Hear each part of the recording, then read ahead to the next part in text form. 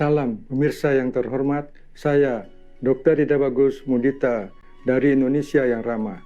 Bangsa kami mendoakan agar setiap hari bagi Anda menjadi salah satu inspirasi dan keajaiban.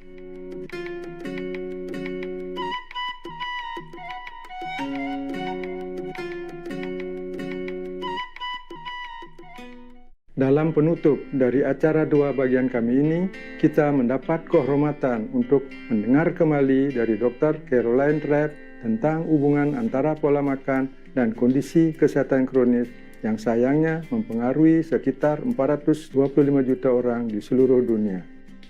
Beliau adalah seorang praktisi perawat Amerika vegan dengan gelar doktor dalam praktik keperawatan dengan pengalaman lebih dari 30 tahun dalam merawat penderita diabetes.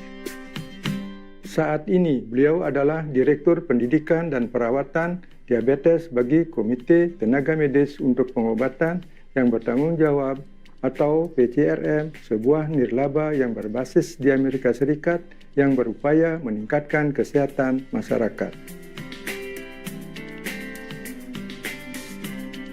Dr. Neil Barnett, seorang dokter dan presiden pendiri dari organisasi tersebut, adalah penerima penghargaan welas asih cemerlang dunia. Beberapa orang mendapat kesan bahwa begitu seseorang menderita diabetes, ia perlu minum obat atau hidup dengan kondisi tersebut selama sisa hidup mereka. Dr. Trapp menjelaskan mengenai kesalahpahaman umum ini. That was the party line, that once you had diabetes, you always had it. And I was taught that I was supposed to teach my patients that if you need insulin, it's not your fault, it's just the disease, it's the progression of the disease. Well, I no longer think that that's true because I've seen people who just by making this significant diet change have gotten healthier and who don't need medication and who are able to turn this disease around. Pada tanggal 29 April 2018 di Festival Vegan Fag Michigan yang diadakan di Novi, Michigan, Amerika Serikat, para pembicara terkemuka tentang topik yang berhubungan dengan kesehatan ditampilkan.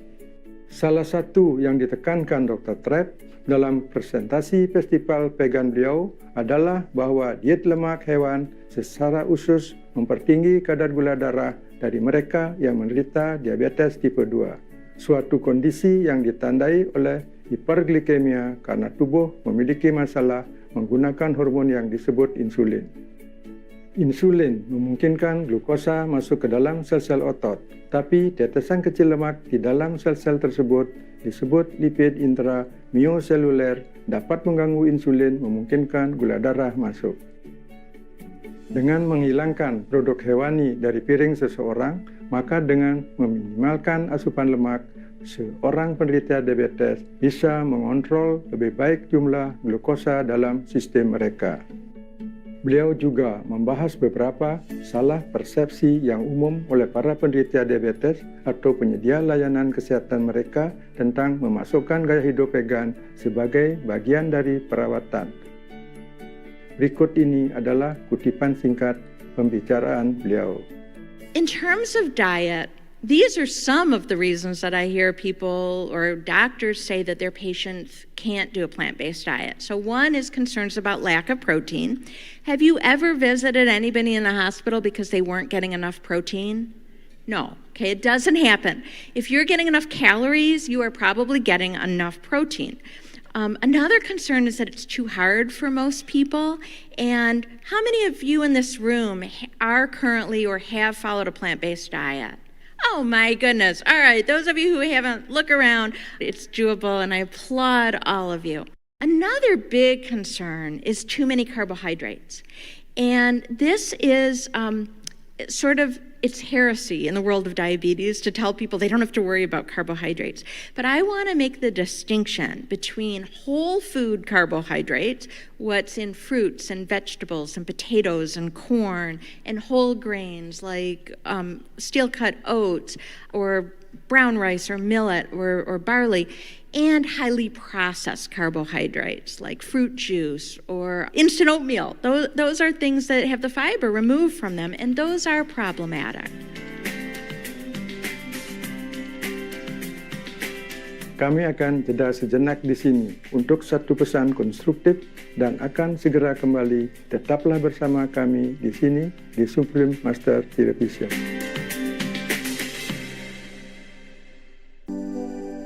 Welcome back to What You Eat Matters. Dr. Caroline Trapp, vegan, on diabetes, part 2 of 2 on Supreme Master Television. Dr. Mudita will now continue presenting our program.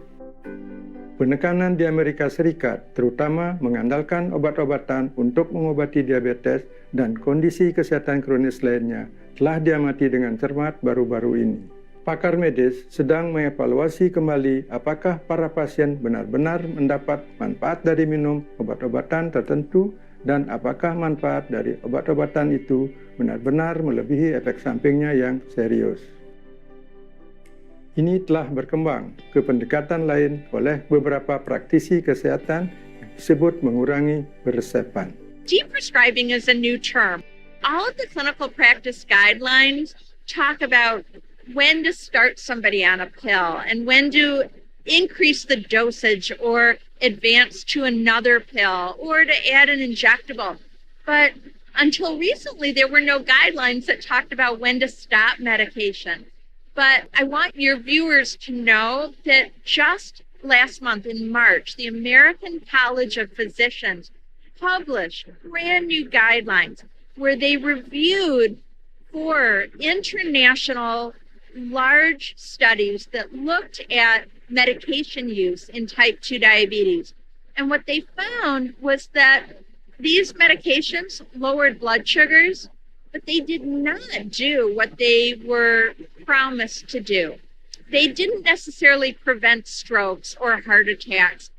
They didn't prevent kidney disease. They didn't prevent blindness. They did make some small improvements.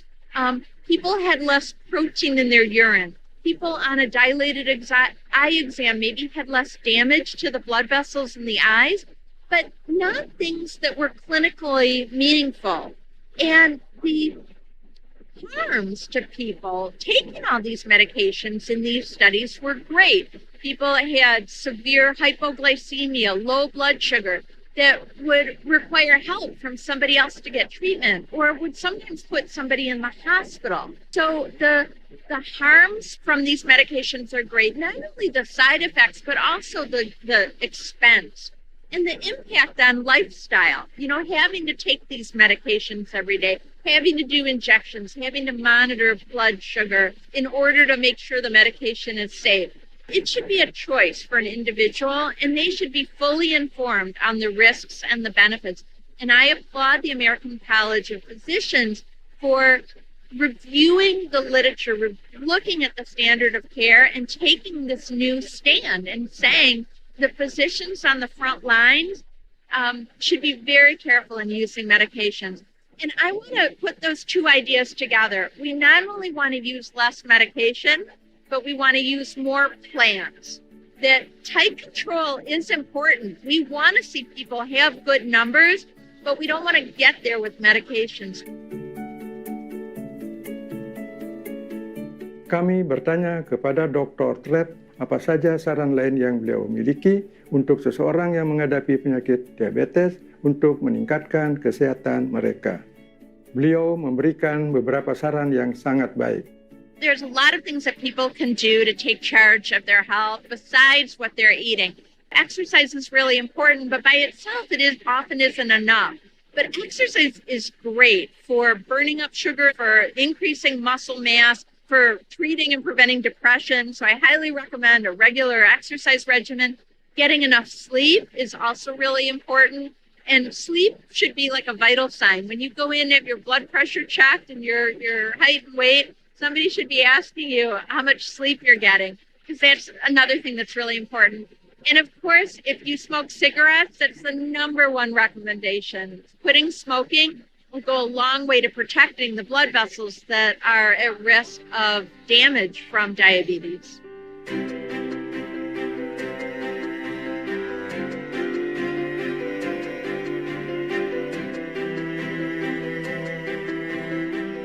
Kami berterima kasih kepada Dr. Caroline Trapp yang telah meluangkan waktu untuk berbagi dengan kita pengetahuan klinis beliau yang luar biasa mengenai diabetes. Semoga pesan sangat penting beliau tentang solusi berbasis nabati untuk pencegahan dan perawatan diabetes menjangkau semakin banyak orang dan dengan demikian secara positif mengubah lebih banyak kehidupan. Untuk informasi lebih lanjut tentang Dr. Caroline Trapp, silakan kunjungi pcrm.org/about us/staff/Caroline Trapp.